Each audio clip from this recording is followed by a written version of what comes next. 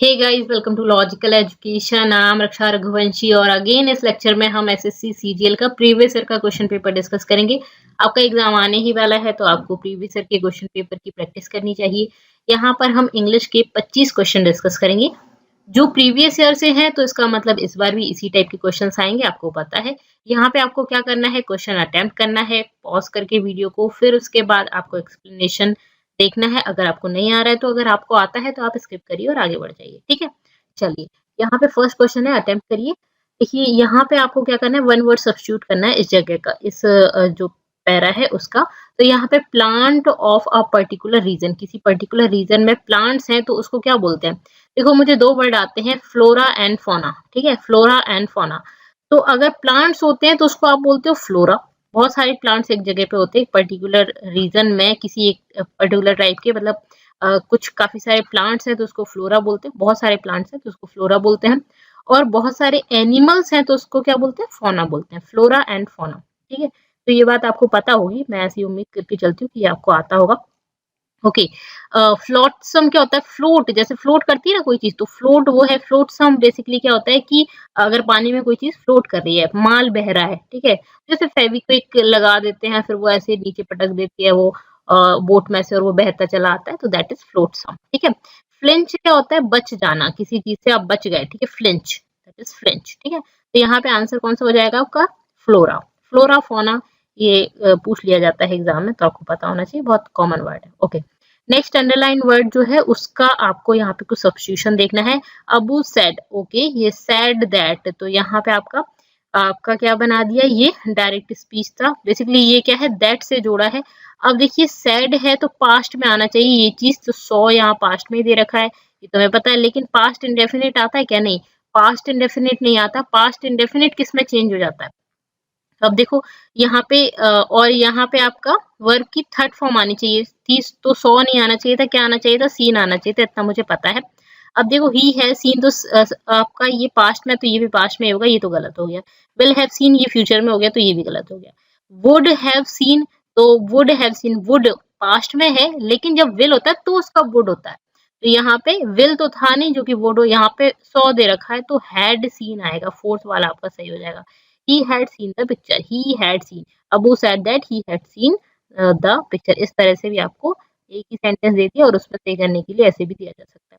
Incorrectly spelled word आपको देखना, texture TEXTURE, ठीक है, स्लेज SLEGE नहीं होता, DGE होता है, sledge SLEDGE, sledge SLEDGE, sledge, इसमें D साइलेंट होता है, साइलेंट वाले वर्ड भी आपको पूछ लिए जाते हैं, स्लेज, ठीक है।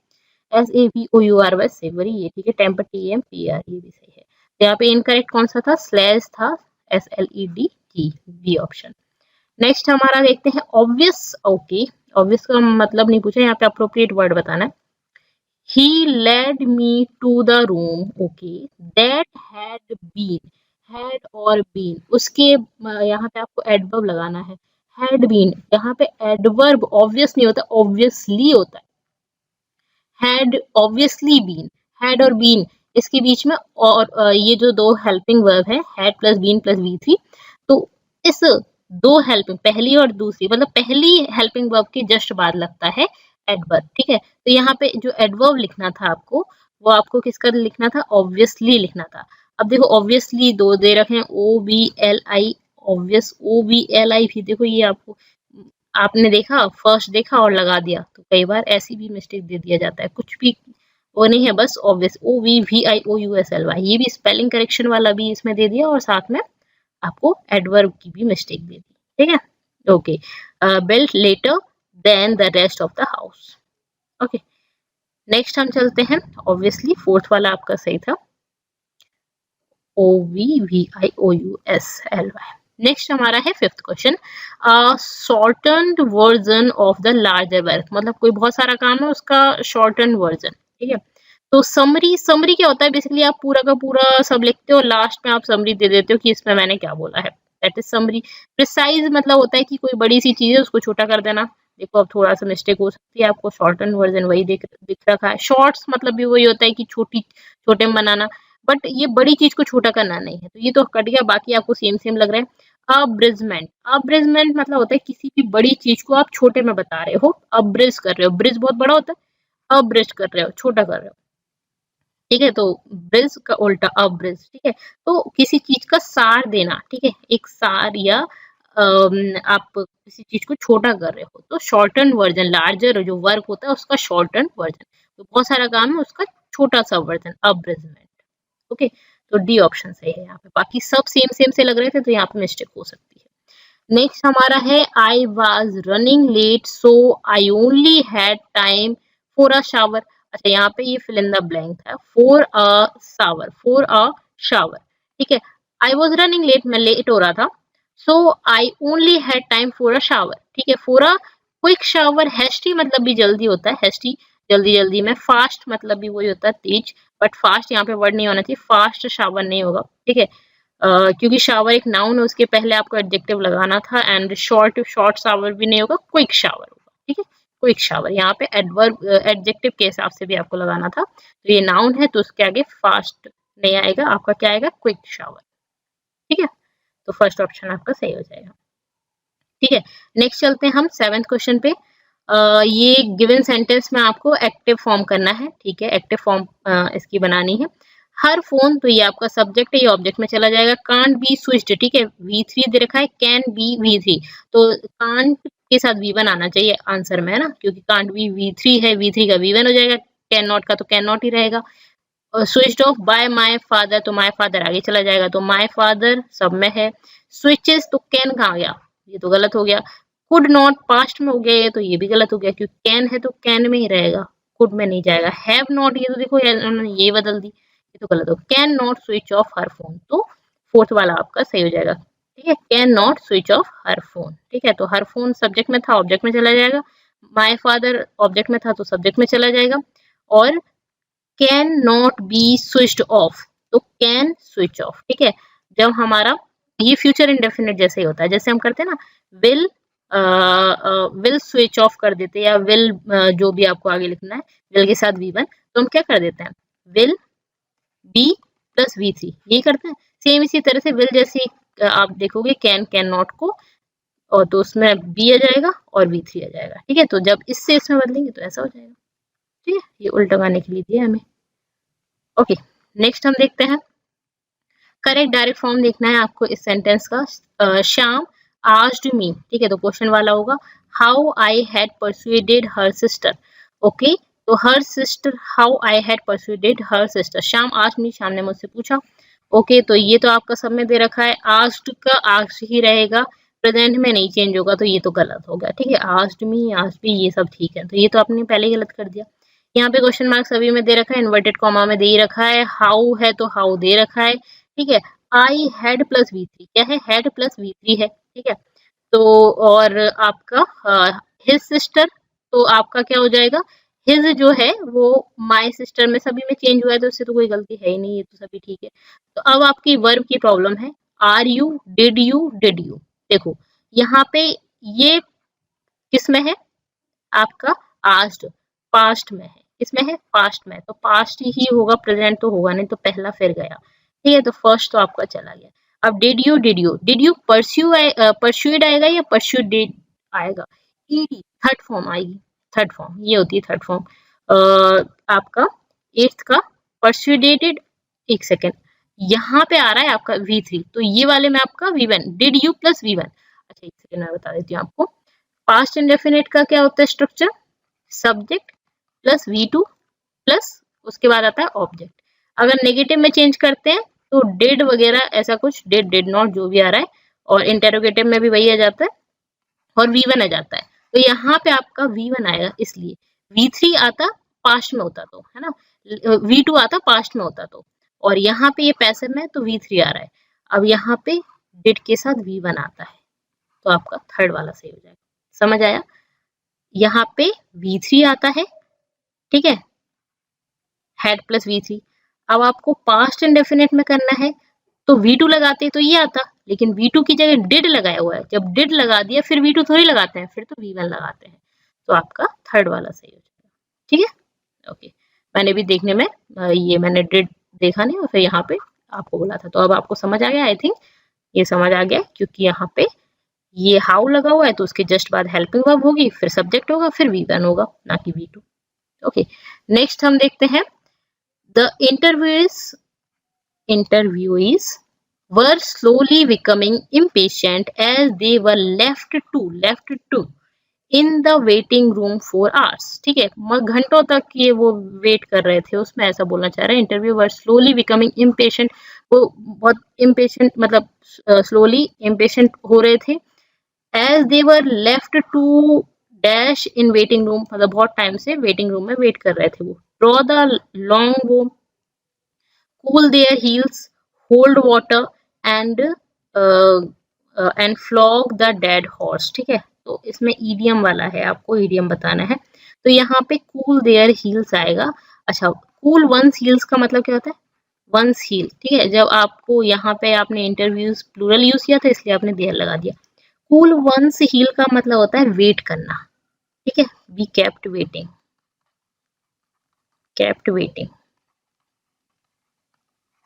ओके, वेटिंग रूम में वेट कर रहे थे।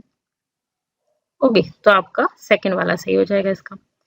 नेक्स्ट हम चलते हैं 10th क्वेश्चन पे। वन कैन नेवर इमेजिन, कोई इमेजिन नहीं कर सकता, कैन नेवर इमेजिन। ठीक है, one can never imagine how hot it gets in Delhi. सच में दिल्ली में बहुत ज्यादा गर्मी होती है। इट गेट्स इन दिल्ली, कितनी गर्मी होती है दिल्ली में। Unless one does not go there in person. ठीक है, जब तक कोई वहां जाता नहीं है, देयर तो ठीक है, तो देयर इन पर्सन ये तो सही है। वन कैन नेवर इमेजिन, कभी इमेजिन नहीं कर सकता। ठीक है, नेवर इमेजिन ये भी ठीक है, इसमें भी कोई दिक्कत नहीं है। How hot it gets in Delhi, ये भी सही है। हाउ हॉट, कितना गर्म, इट गेट्स इन दिल्ली। ठीक है, how hot it gets in Delhi, ये भी ठीक है। अनलेस वन डज नॉट, देखो अनलेस अंटिल इनके साथ नॉट नहीं आता, very very important. Unless until इनके साथ नेगेटिव सेंटेंस नहीं आता, इसका मतलब ही नॉट है, तो फिर से आप नॉट क्यों लगाओगे? अनलेस, जब तक कि वो नहीं जाता। अनलेस वन डज नॉट गो नहीं आएगा, अनलेस वन गोज, है ना, जब तक कि कोई वहां नहीं जाता। जब तक कि कोई वहां नहीं जाता तो इसके लिए ये अनलेस ही दे रखा है, इसका मतलब ही नॉट है, तो फिर से नॉट थोड़ी लगाएंगे, तो आपका ये वाला गलत हो जाएगा। ओके, तो आपका अनलेस वन डज नॉट गो की जगह अनलेस वन गोज। ठीक है, नेक्स्ट यहाँ मोबाइल का मतलब बताना है, मोबाइल का एंटोनिम बताना है। अच्छा, मोबाइल मतलब क्या होता है? जो आप मोबाइल फोन यूज करते हो उसका नाम मोबाइल क्यों है? क्योंकि मोबाइल मतलब होता है चलने वाली चीज, जिसको आप चल सकती है, जो चले तो बोल सकते हो, जिसको आप चल रही है। ठीक है, तो बेसिकली मोबाइल, पहले वो वाले फोन आते थे जिसको पकड़ के वहीं खड़ा होना पड़ता था, एक वायर होता था। तो अब चलने वाले फोन, जैसे आप अपने फोन में लेके वायरलेस फोन आप यूज करते हो, तो दैट इज मोबाइल। ठीक है, तो सेम वही आपको मोबाइल का अपोजिट बताना है। The strange TV reporter standing over 3 covers all the funny and interesting things happening inside the town। ठीक है, तो यहाँ पे आपको मोबाइल का मतलब बताना है। स्टैंडिंग, इस पूरे सेंटेंस में मोबाइल के लिए क्या वर्ड यूज किया है? स्टैंडिंग। इंटरेस्टिंग तो नहीं यूज किया है। इनसाइड, अंदर, नो। स्ट्रेंज मतलब आपका स्ट्रेंज कोई दूसरा जिसको आप नहीं जानते, दैट इज स्ट्रेंज। ठीक है, तो स्टैंडिंग। ठीक है, स्ट्रेंज टीवी रिपोर्टर, जो स्ट्रेंज टीवी रिपोर्टर था जिसको जानते नहीं थे, standing over 3 covers all the funny and interesting things, सारी फनी और interesting things happening inside the town, जो टाउन के अंदर हुई है। तो मोबाइल वर्ड जो है वो उसके लिए आप क्या यूज करोगे? स्टैंडिंग यूज करोगे। ठीक है, तो आपका फर्स्ट ऑप्शन सही हो जाएगा, स्टैंडिंग। नेक्स्ट है आपका एक्सल्टेशन, EXALTATION, एक्सल्टेशन। एक्सल्टेशन का सिनोनिम आपको बताना है। Exaltation, detection. ठीक है, डिजेक्शन मतलब होता है आप उदास हो, सैड हो, डिजेक्शन। ठीक है, डिजेक्शन, रिजेक्शन हो गया, इसलिए आप उदास हो गए, दैट इज डिजेक्शन। ठीक है, ऐसे आप याद कर सकते हो। एक्सल्टेशन मतलब होता है आप बहुत उत्साह में हो। ठीक है, बहुत खुश हो आप, उत्साह है, उमंग है आप में, दैट इज एक्सल्टेशन। तो ये तो इसका अपोजिट हो गया, ये तो होगा नहीं। सेटिस्फेक्शन, आपको सेटिस्फेक्शन है, तो सेटिस्फेक्शन इज बहुत ज्यादा उमंग उत्साह भी नहीं है, बट सिनोनिम टाइप का, बट सिनोनिम में नहीं लगा पाओगे आप इसको। ठीक है, इलेबोरेशन किसी चीज को मैं जैसे अभी इलेबोरेट कर करके आपको बता रही हूँ, एक्सप्लेनेशन दे रही हूँ, दैट इज इलेबोरेशन। ठीक है। एस्टेमी, ECHTASY, सॉरी एस्टेसी, ECHTASY। एस्टेसी मतलब होता है बहुत ही ज्यादा खुशी। ठीक है, तो ये बी ऑप्शन हो जाएगा क्योंकि आपका सिनोनिम पूछा था। ओके, नेक्स्ट हम देखते हैं, इसमें आपको इस पैराग्राफ जो पैराग्राफ है उसको आपको सही फॉर्म में लगाना है। ठीक है, main source of water for Wular lake is, ठीक है, रिवर झीलम। तो ये भी पहला हो सकता है क्या? हाँ हो सकता है, फर्स्ट हो सकता है क्योंकि सिंपल सा दे रखा है sentence. Main source of water for Wular, मतलब मुझे इसमें कहीं पे कोई ऐसा वर्ड नहीं दिखा जिससे मैं कहूँ कि ये फर्स्ट नहीं हो सकता, जैसे कि हिज, हर, दिस, दैट, इस तरह के अगर वर्ड होते तो मैं बोल सकती थी कि भाई इसके बारे में पहले एक्सप्लेनेशन दिया हो। एक्सप्लेनेशन तो साफ दे रखा है, main source of water for Wular lake is river Jhelum. ठीक है, वुलर लेक के लिए मेन सोर्स ऑफ वाटर जो है वो है झीलम रिवर का पानी। ठीक है, Wular lake is also said to be remnant of Saritsar lake, जो है सतीसर लेक, उसका रेमनेंट बोला जाता है। रेमनेंट मतलब उसका अवशेष। ठीक है, वो लेक थी, उसका अवशेष वुलर लेक बची है। ठीक है, that existed in ancient time में, वो एग्जिस्ट करती थी, सतीशर लेक, ठीक है, जो एग्जिस्ट करती थी पुराने टाइम में। ओके, पहले वुलर लेक के बारे में बता दिया, उसके बाद हम ये बात कर रहे हैं। तो मतलब पी के बाद क्यू आएगा, ये वाला तो नहीं आना चाहिए। ठीक है, पी के बाद क्यू आना चाहिए, तो ऐसे एलिमिनेट कर करके हम चलते हैं। ठीक है, उसके बाद आर से स्टार्ट हो सकता है कि दिस लेक। यार दिस लेक अगर है तो इसका मतलब उस लेक के बारे में पहले बताया होगा, तो ये पहला तो नहीं आएगा। ठीक है, तो ये दोनों में से कोई सा आएगा। पी के बाद क्यू आएगा, ये भी मुझे समझ आ रहा है। पी के जस्ट बाद क्यू आएगा या और बाद में आएगा वो अलग बात है, लेकिन पी के बाद क्यू आएगा। This lake also has the small islands, इस लेक में छोटे छोटे आइलैंड्स है। इन इट्स सेंटर कॉल्ड जैना लेक भी बोलते हैं, छोटे छोटे से आइलैंड है, उसके सेंटर में उसको जैना लेक बोलते हैं। This island was constructed by, ये जो आइलैंड है वो कंस्ट्रक्ट किए गए हैं इस किंग के द्वारा। ठीक है, तो आर के बाद एस है, ये मुझे समझ आ रहा है। आर के बाद एस कहाँ दिख रहा है? यहाँ दिख रहा है। आर के बाद एस यहाँ भी दिख रहा है। तो अब दूसरा होगा या चौथा होगा, ये हमें देखना है। Main source of water, main source of water क्या है वुलर लेक का? ये है। तो पी के बाद क्यू है और आर के बाद एस है और आर के जस्ट बाद एस है, ये तो कंफर्म हो गया। फिर पी के जस्ट बाद क्यू है या नहीं, ये कंफर्म नहीं, इसके बीच में भी आ सकता है, इधर भी आ सकता है। ठीक है, तो हम ये देख लेते हैं। Main source of water for Wular lake is river Jhelum. ठीक है, रिवर झेलम। फिर Wular lake is also called, okay, ये और दिस लेक ऑल्सो, ओके, ये जो लेक है ना इसके बारे में बताया गया। इस लेक में क्या है? आइलैंड्स है इस लेक में। ठीक है, इसी लेक में आइलैंड्स है। तो यहाँ पे आपका पी के बाद आर आएगा, इस लेक में आइलैंड्स है। पी के बाद आर आएगा और आर के बाद एस आएगा और एस के बाद क्यू आएगा। ठीक है, एस के बाद आर के बाद ऐसे ही हमें पता है, लेकिन पी के बाद आर कैसे आया? देखो, main source of water for the Wular lake, main source of water जो है वो रिवर झेलम है। और रिवर झेलम जो है मतलब बेसिकली ये जो लेक है also has the small islands भी हैं इस लेक में। और फिर उसके बाद जैना लेक के बारे में बताया गया। फिर जैना लेक जो कंस्ट्रक्ट की गई थी, और वुलर लेक ऑल्सो साइड, उसको ये भी बोला जाता है, क्या बोला जाता है? इस लेक का है जो कि एंशिएंट टाइम में थी। ठीक है, उसके बाद उसके बारे में कुछ पता है नहीं। तो PRS Q आएगा, PRSQ। तो फोर्थ वाला आपका सही हो जाएगा, PRSQ। ठीक है, ये समझ आ गया। ओके, नेक्स्ट हम देखते हैं, एंटोनिम बताना है आपको। अपोज, अपोज करना मैं मना कर रही हूँ, आपको अपोज कर रही हूँ। आपने जो मेरे सामने प्रपोजल रखा मैं उसको मना कर रही हूँ, अपोज कर रही हूँ। ठीक है, तो रेसिस्ट करना उसका सिनोनिम हो जाता है। रेसिस्ट करना मैं मना कर रही हूँ, दैट इज सिनोनिम, तो ये तो होगा नहीं। एनकरेज करना, एनकरेज करूंगी तो फिर अपोज का एनकरेज, हाँ ठीक है, हो सकता है।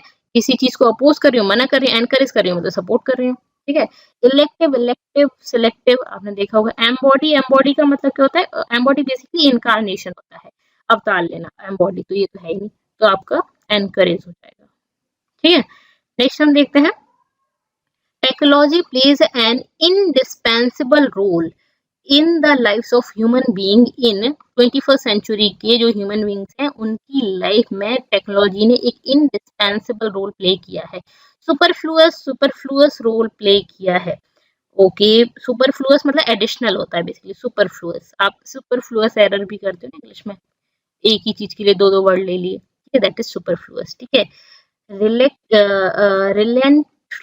रिलेंटलेस का मतलब क्या होता है, बहुत कठिन, कठोर, ठीक है, कोई ऐसा पर्सन जिसमें बिल्कुल ही दया नहीं, दैट इज रिलेंटलेस, तो ये तो नहीं होगा। विजिलेंट, विजिलेंट का मतलब होता है आप विजिलेंट हो, आप जागरूक हो, ठीक है, तो ये भी नहीं होगा। अनप्रेसिडेंटेड, अनप्रेसिडेंटेड, देखो प्रेसिडेंटेड ऐसा चीज होती है, प्रेसिडेंटेड, PRECEDENTED, इसकी स्पेलिंग भी पता होना चाहिए। प्रेसिडेंटेड मतलब बेसिकली जिसकी मिसाल दी जा सके, मतलब जो कोई हुआ होगा पहले उसी की तो मिसाल देंगे, अमिताभ बच्चन जी की मिसाल दो, गांधी जी की मिसाल दो, हरिवंश राय बच्चन, जो भी किसी की भी आप मिसाल दे सकते हो, ठीक है। तो मिसाल दे रहा, अनप्रेसिडेंट मतलब जिसकी मिसाल ना दे, मतलब कभी हुआ ही ना हो ऐसी चीज, जो पहले कभी ना हुई हो, अभूतपूर्व, दैट इज अनप्रेसिडेंटेड। अच्छा, ये मैंने मतलब बताया, इसका ये आंसर नहीं है। इंडिस्पेंसिबल, इंडिस्पेंसिबल कोई चीज है तो सुपरफ्लुअस होगा इसका आंसर, बाकी सब नहीं होंगे, ये सब भी समझ आ गया हमारे, मतलब बहुत ज्यादा रोल प्ले कर दिया है, ठीक है, बहुत इंडिस्पेंसिबल रोल प्ले किया है, ठीक है, सुपरफ्लुअस रोल प्ले किया है, ठीक है। सुपरफ्लुअस आप नेगेटिव और पॉजिटिव दोनों में करते हो यूज, ठीक है, ओके। अनप्रेसिडेंटेड तो आपको समझ आ गया आई थिंक, ओके। नेक्स्ट इसी पे क्वेश्चन भी आएगा आगे। नेक्स्ट हम देखते हैं, when there are negative and toxic thoughts, अगर नेगेटिव टॉक्सिक थॉट्स आते हैं आपके माइंड में, you can never think positively, अगर आपके माइंड में से घूमते रहते हैं नेगेटिव और टॉक्सिक थॉट्स, तो आप पॉजिटिव कभी नहीं सोच पाओगे। प्लॉटिंग नहीं होगा, शाउटिंग चिल्लाना ये भी नहीं होगा, क्लाउडिंग, क्लाउडिंग ये इंपॉर्टेंट वर्ड है, कई बार आपके इस चीज के लिए यूज होता है माइंड के साथ में। There are negative and toxic thoughts clouding your mind, ठीक है, आपके माइंड को मतलब कि चारों ओर घूम रहे हैं, बादल बना लिया उनने, ठीक है, इस तरह से, मतलब बादल की तरह घिरा हुआ है, ठीक है, तो दैट इज आपका क्या हो जाएगा, क्लाउडिंग। परसुएड करना का मतलब होता है किसी चीज को परसुएड करना, समझाना, मनाना, that is persuade, okay. Break the ice, break the ice, जैसे कि आप दो लोग कभी मिले, अचानक पहली बारी मिले और आपने एक दूसरे से बातचीत कर ली, that is break the ice. Break the ice का मतलब होता है चुप्पी तोड़ देना, शर्माना है, शर्माना नहीं, हेजिटेशन को खत्म कर देना, that is break the ice, ठीक है। Make people meeting first time feel uncomfortable, uncomfortable feel कर रहा है तो आई ब्रेक द आइस कैसे होगा। Make people meeting first time feel sad, वो भी नहीं होगा, ठीक है। डिटेस्ट ये भी नहीं होगा। Make people meeting first time feel more comfortable, ठीक है, इतना कंफर्टेबल, आप जैसे कभी किसी से मिलते हो सकता है आपके जैसा ही वो पर्सन हो, तो आप पहली बार में इतने अच्छे से बात करते हो, आपको लगता ही नहीं कि फर्स्ट टाइम मिले हैं, तो ब्रेक द आइस होता है, ठीक है, ईडियम है, याद होना चाहिए, okay. Bounded man was being held by few man, a few, अच्छा कुछ वर्ड होते हैं अ फ्यू, फ्यू के आगे अ लगता है, द लगता है, और एक सिंपल होता है फ्यू। फ्यू होता है नेगेटिव वर्ड, अकेला फ्यू यूज हुआ नेगेटिव, मतलब कुछ नहीं होता है, फ्यू का मतलब कुछ भी नहीं। अ फ्यू का मतलब होता है कुछ बट थोड़े से, ठीक है, कुछ थोड़े बहुत। द फ्यू जितना है उतना पूरा, जितना है उतना पूरा। मेरे पास कुछ ही बुक्स थी, वो मैंने तुम्हें दे दी, जो थी वो पूरी की पूरी दे दी, तो द फ्यू लगाते हैं, ठीक है, ठीक है। लिटिल और फ्यू वो मैं अभी नहीं बता रही, बस इतना बता रही हूँ कि फ्यू कब होता है, जितना है वो पूरा का पूरा, ठीक है। फ्यू बेसिकली काउंटेबल के लिए लगाते हैं, लिटिल जो होता है वो अनकाउंटेबल के लिए लगाते हैं, सेम ही होता है, लिटिल और फ्यू सेम ही है इनका, a little, a few, the few, ठीक है, इस तरह से, और लिटिल और फ्यू सेम ही होता है, सेम ही तरह से लगाते हैं, ये अनकाउंटेबल के लिए लगाते हैं, फ्यू जो होता है वो काउंटेबल के लिए लगाते हैं। जैसे मेरे पास जितनी बुक्स थी मैंने वो सारी तुम्हें दे दी, मेरे पास जितना मिल्क था वो मैंने सारा तुम्हें दे दिया, तो द लगाएंगे, क्या लगाएंगे, द लगाएंगे। आ होता है थोड़े से, कुछ थोड़े से लोग थे वहां खड़े हुए थे, तो आ फ्यू लगेगा, कुछ तो खड़े थे, 2 4 6 8, कुछ भी नहीं थे, कुछ भी नहीं थे, ना के बराबर थे ही नहीं, तो सिर्फ फ्यू लगाएंगे, सिंपल फ्यू, ठीक है, ओके। यहाँ इसका इससे कोई रिलेशन नहीं है, एक्टिव वॉइस में आपको बनाना है। The bounded man was being helped, was being helped, ठीक है, being plus V3, was being help, तो कॉन्टिन्यूस में होगा इसीलिए ING लगा है यहाँ पे, है ना, बींग हेल्प्ड, V3 है तो आप इसको कॉन्टिन्यूस का बना दो सिंपल, तो यहाँ पे वाई अ फ्यू मैन, तो अ फ्यू मैन आ गया जाएगा, ठीक है, बाकी इनमें तो है नहीं, ठीक है, तो ये आगे आ जाएगा और ये पीछे आ जाएगा, ठीक है, तो आपका दूसरे और चौथे में से कोई होगा। यहाँ पे इज एम आर लगा दिया यार, ये देखो पास्ट का टेंस है, ये आपने प्रेजेंट में कर दिया तो ये गलत हो गया, तो बचा ये वाला, और आपको कॉन्टिन्यूस की करनी थी। फ्यू मैन कैसा होता है, कुछ तो होंगे, कुछ 2 4 6 8, एक से तो ज्यादा ही होंगे, तो प्लूरल है तो वर्ब लग जाएगा, सिंगुलर होता तो वॉल लग जाता। ठीक है, वॉल्स की भी एरर आ सकती थी, इसलिए पता होना चाहिए। इनकरेक्टली स्पेल्ड वर्ड बताना है आपको। ठीक है, जिसमें, ठीक है, मोर्टिफाइड, ये देखो EIIE बहुत पूछा जाता है। MORTIFIED होता है मोर्टिफाइड, MORTIFIED मोर्टिफाइड। मोर्टिफाइड मतलब बेसिकली अपमान करना, अपमानित, मोर्टिफाइड। ठीक है, डिस्मे, डिस्मे होता है, डिस्मे मतलब आप बेचैन हो किसी चीज के लिए, दैट इज डिस्मे। ठीक है, और BENIGN बिनाइन, बिनाइन मतलब होता है अच्छा, बिनाइन मतलब अच्छा। इनसिक्योरिटी तो आपको पता है, इनसिक्योरिटी जैसे अभी हमें कई बार इनसिक्योरिटी होती है कि एग्जाम हम पास कर लेंगे या नहीं, इट इज ऑल्सो डर भी लगता है, जो भी बोल सकते हो। The continued, okay, the continued, उसके बाद द ग्रोइंग तो नहीं आएगा, ये तो द कंटिन्यूड द ग्रोइंग ऐसा कुछ तो नहीं आएगा, कुछ ऑब्जेक्ट टाइप की चीज आनी चाहिए। The continued dominance of the, ये आ सकता है, बट देखो कंटिन्यूड डोमिनेंस और, ठीक है, कंटिन्यूड अलोंग विद द, ये भी नहीं आएगा, तो P से स्टार्ट होने वाला नहीं होगा, R से स्टार्ट होने वाला नहीं है, तो बचा Q से स्टार्ट होने वाला, तो ये तो कंफर्म हो गया, क्योंकि तो सबसे पहले Q आएगा, the continued dominance of the. ठीक है, उसके बाद हम देखें कि R आएगा या S आएगा। ठीक है, continued dominance of the Arthur trend along with the pursuit of comfort trend has had a significant impact on, नहीं ये तो नहीं, significant impact on the growing sales of the sneakers, ये तो आपका सही है। तो S के बाद P आएगा, ये तो मुझे समझ आ गया। S के बाद नहीं, has had a significant impact on the, ठीक है, S के बाद P, हाँ S के बाद P आ रहा है, ये तो कंफर्म हो गया, तो ये तो होगा ना, ये समझ आ रहा है मुझको अभी तक तो ये उसके बाद trend has had a significant impact, Q के बाद SPR। ठीक है, sneakers along with the pursuit of comfort.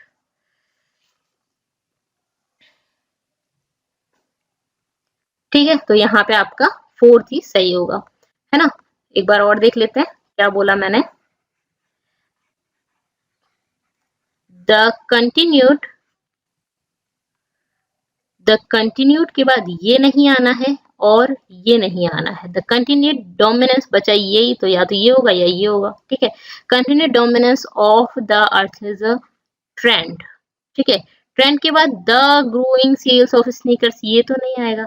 Impact on the growing sales of sneakers, ये आएगा, तो एस के बाद पी आएगा, ये मुझे समझ आ गया। यहाँ पे एस के बाद पी था, तो ये भी गलत हो गया, ये आंसर हो गया।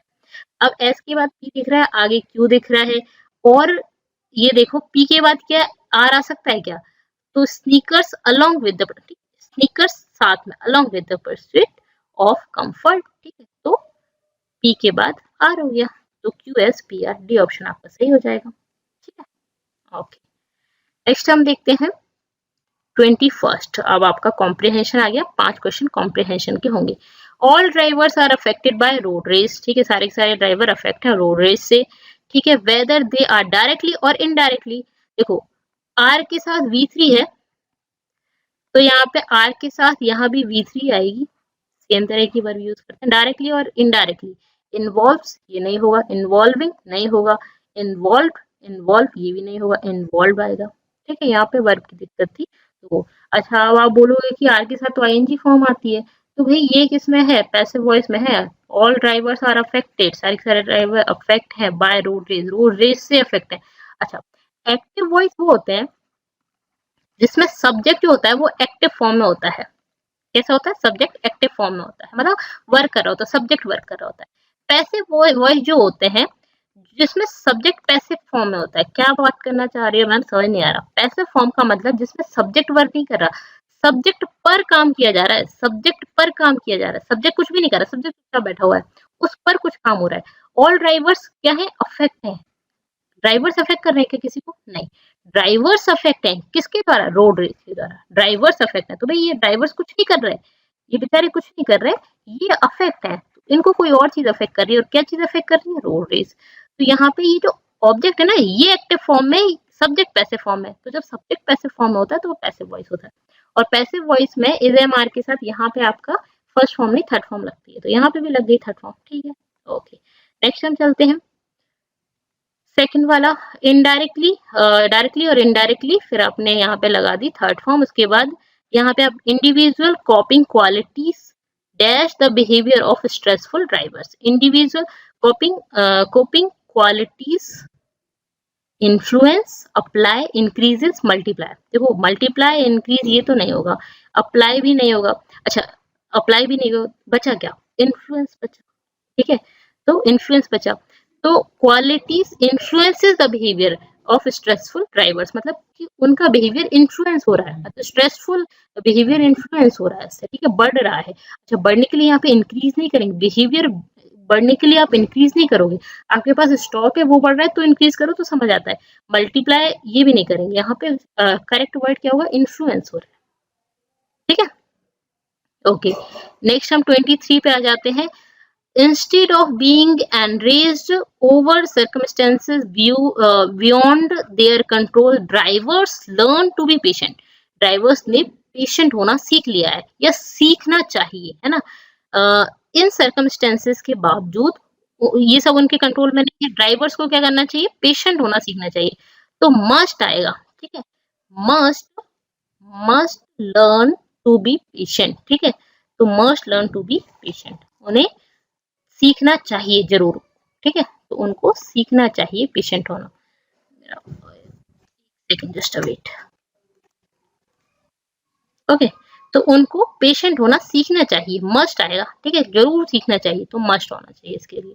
कैन सीख सकते हैं ऐसा नहीं, यहाँ पे कंपल्सरीली की बात हो रही है, थोड़ा सा फोर्सफुली। तो आउट टू के साथ, हाँ आउट टू साथ में आता है तो ये दोनों तो अलग अलग दे रखे, वैसे नहीं आएगा। ठीक है, तो ये आपका नहीं आएगा। नेक्स्ट हम देख लेते हैं, learn to be patient on the road, we must be, okay, we must be dash to control our own emotions, we must be brave to control, हमें brave होना चाहिए, must be consistent to, consistent हम किसी चीज के लिए consistent तो होगा ही नहीं।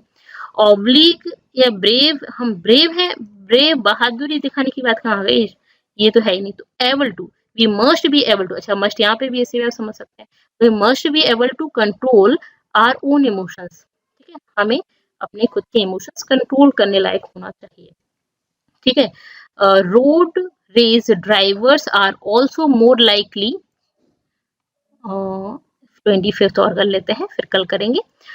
Road rage drivers are more likely to dash more traffic offences. Drag, अच्छा ड्रैग एंड ड्रॉप, ये आपने पढ़ा होगा। ड्रैग बेसिकली होल्ड करना, किसी चीज को ड्रैग करके दूसरी जगह पर ड्रॉप करते हैं, कंप्यूटर में ये काफी पूछा जाता है, ड्रैग एंड ड्रॉप वाला। ठीक है, ये तो होगा नहीं यहाँ पे। रिफ्लेक्ट मोर ट्रैफिक, रिफ्लेक्ट करना, किसी चीज को रिफ्लेक्ट करना, यानी इनकर प्रोसीड। ठीक है, यहाँ पे इनकर आएगा। इनकर का मतलब होता है किसी चीज को सहना, बियर करना, आप सह रहे हो। ठीक है, तो यहाँ पे road rage drivers are also more likely to bear या more likely to incur more traffic offences. ठीक है, तो यहाँ पे 25 का आपका सी हो जाएगा। ओके, अब आप मुझे बताइए आपके कितने सही हैं, इनमें से कितने आप सही से अटेम्प्ट कर पाए हैं, कितने आपको सीखने को मिला, ये भी आप मुझे प्लीज कमेंट करके बताया करिए। और अगर आपको पसंद आता है तो लाइक जरूर करना है आपको, और अपने फ्रेंड्स के साथ भी शेयर कर देना है जो इस एग्जाम की प्रिपरेशन कर रहे हैं। That's all for this lecture, thank you so much, thanks for watching.